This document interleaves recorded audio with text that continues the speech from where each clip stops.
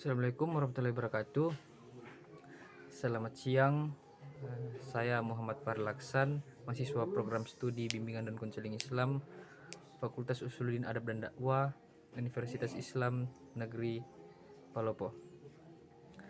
Dengan NIM 2301030020. Nah, pada kesempatan kali ini saya akan sedikit menjelaskan mengenai isu kesetaraan gender dalam bimbingan dan konseling atau biasa disingkat dengan BK. Isu kesetaraan gender dianggap penting karena BK pada dasarnya bertujuan membantu individu berkembang secara optimal tanpa diskriminasi, termasuk diskriminasi berbasis gender.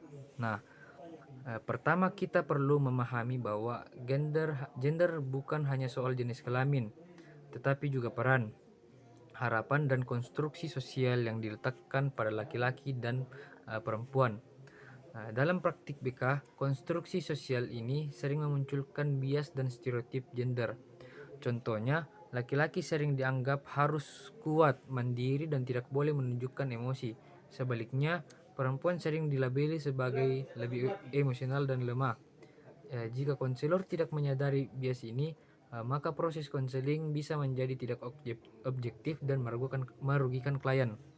Nah, yang kedua, isu kesetaraan gender juga terlihat dari ketimpangan akses terhadap layanan BK. Banyak laki-laki enggan datang ke layanan konseling karena takut dianggap lemah atau tidak maskulin. Sementara itu, perempuan sering menghadapi hambatan seperti hambatan budaya, seperti kurangnya dukungan keluarga atau pembatasan peran sosial. Akibatnya, kebutuhan psikologis klien tidak tertangani secara maksimal.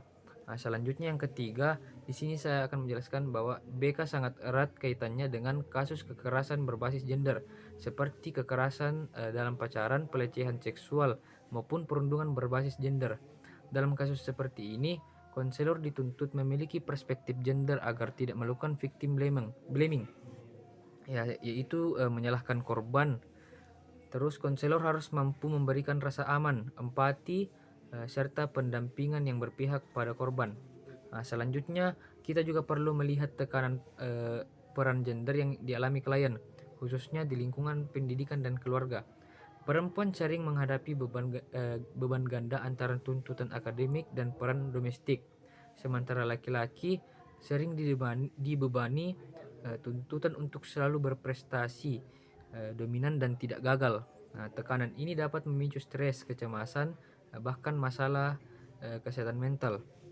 Disinilah peran BK menjadi sangat penting untuk membantu klien memahami dirinya dan mengelola tentang tekanan tersebut secara sehat.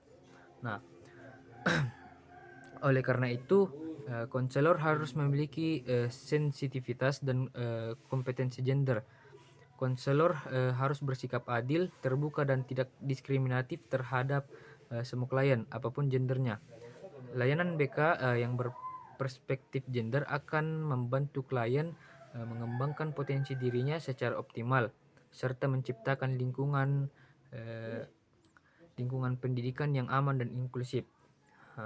Sebagai penutup, dapat disimpulkan bahwa kesetaraan gender dalam BK bukan hanya isu sosial, tetapi juga isu profesional.